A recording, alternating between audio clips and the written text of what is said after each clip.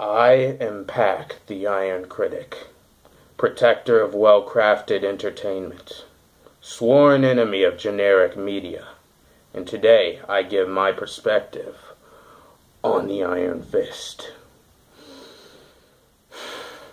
Forgive me if I have to center myself before I start the review.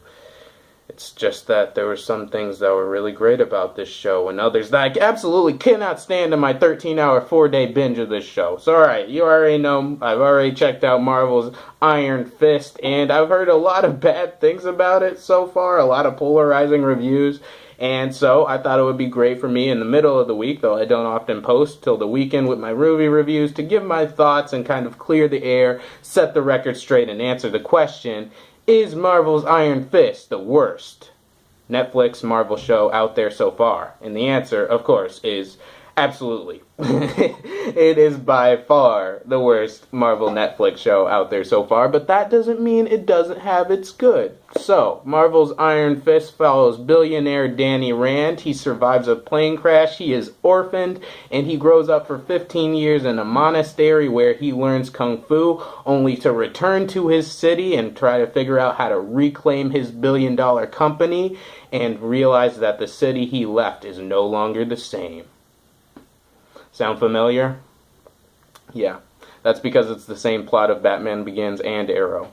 But we've seen it a couple times, but that's where they go with the story. Alright, starting off, what I liked about this show is its action. When it goes down, when it escalates, it's pretty awesome. You know, the Kung Fu choreography I thought was very impressive. It's similar to times to Daredevil because Matt Murdock knew a great deal of acrobatics that he incorporated in his martial arts, but I still liked how, at the end of the day, Daredevil was a boxer, a kickboxer, if you will, who knew some acrobatics, but this is like full-on Kung Fu, like leopard punch, tiger chi, like Jet Li business all over. When the action really hits the fan, it's pretty darn entertaining, and I loved every second of it. The second thing I loved about Iron Fist was, like Marvel Netflix shows do, it has a pretty great cast of characters as far as side characters and supporting roles that don't always get as much time on the screen, but still, like, you're happy to see them when they do get screen time. Specifically, I like how, no spoiler, if you paid attention to the pattern of these shows, you know Rosario Dawson has to come back as Claire, which she does in the show, and I immensely enjoyed her once again. She's kind of like that, she's kind of like, every show like this has to have that character where it's like, Danny, you have to be humane. Danny, don't do this. Don't do this. It's too dangerous.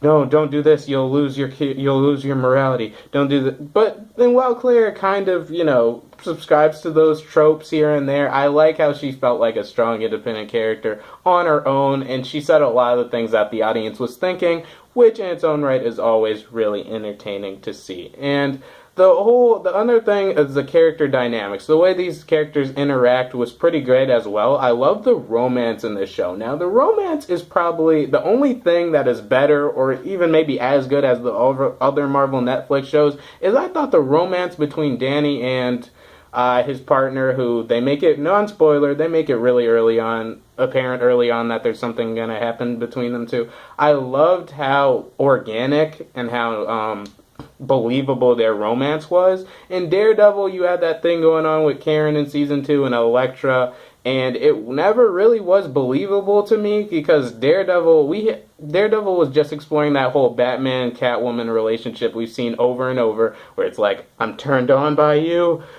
but you're also dangerous, and I don't agree with your gray, ambiguous moral code, and it's like, you're dangerous, but I like you, and it becomes really exhausting to see after a couple episodes. This show's romance was really focused, and I like seeing these characters. I felt like these characters grew because of each other, which is more than I can say than any romance in any other Netflix series. The whole mini sideshow romance Luke Cage had going on with Claire, it was not fleshed out, and it's like, I didn't like it as much, but I love the romance in this show.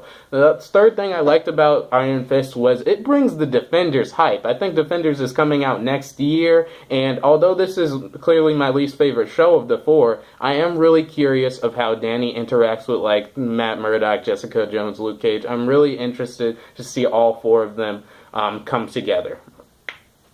Now, the cons of this show. First of all, the villain is so weak. Oh my goodness. Well, the villains. They rotate the villains in and out of this show. There's a lot of villains in this show, and not one of them were as compelling as the other Marvel Netflix shows. Nowhere near the Cottonmouths. Nowhere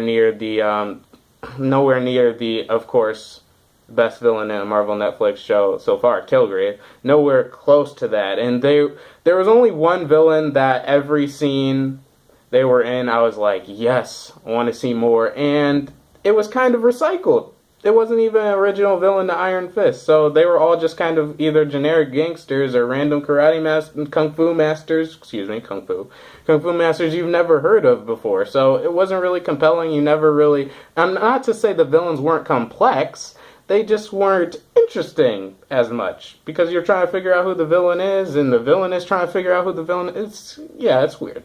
Second thing, and probably the most heinous thing about this show, is its story and its pacing. Oh my gosh, this show starts off so painfully slow.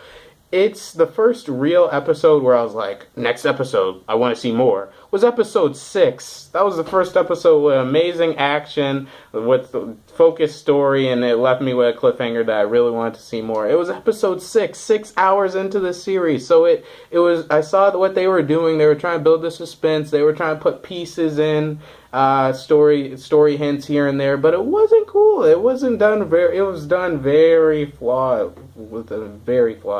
The story is, and there's not enough backstory. So they established that Danny spent 15 years in Kunlun, which is like this interdimensional monastery in the Himalayas where he learned his kung fu.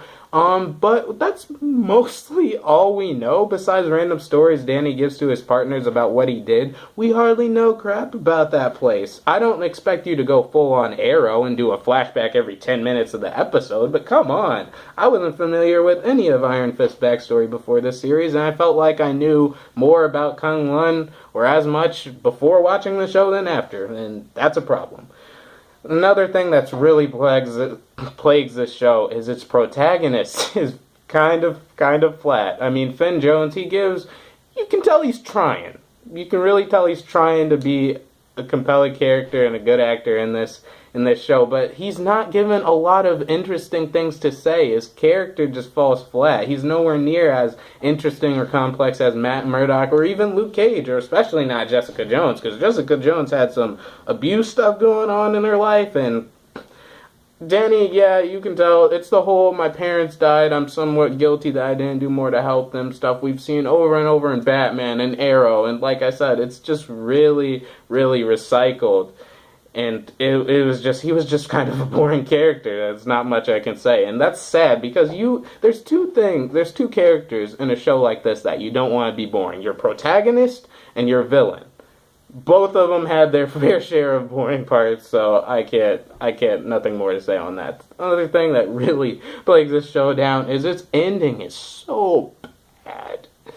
Its ending is horrible. Oh my goodness, it leaves so many questions. It's not at all satisfying, and the most heinous thing about it is that you don't feel like Danny by the season finale. You don't feel like the character of Danny grew at all. Although you spent the last 13 hours of your life watching the peril and the situations he's going through and how he deals with it. So many times he rushes in blindly to a fight because the villain pushes the right buttons.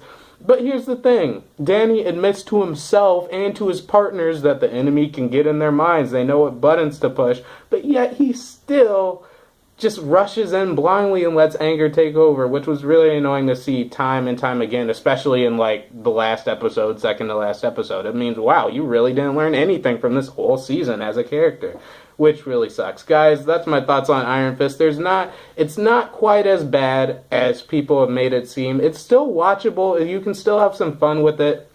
But the thing is, we just had our expectations and our values set so high by the last 2 years of awesome Marvel Netflix shows. Like Daredevil, in my opinion, had the best plot and villain. Jessica Jones had Daredevil had the best plot and action, in my opinion. Jessica Jones had the best villain. Luke Cage had the best dialogue and writing between the characters and the best all-around cast, in my opinion. Iron Fist has the best romance, which isn't saying a lot. Guys, an average show gets an average score. Iron Fist gets 3 stars.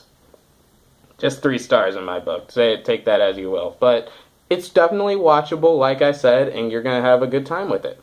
So, I'm Pack. Guys, thanks so much for listening to my perspective on Iron Fist, and I'm out for now.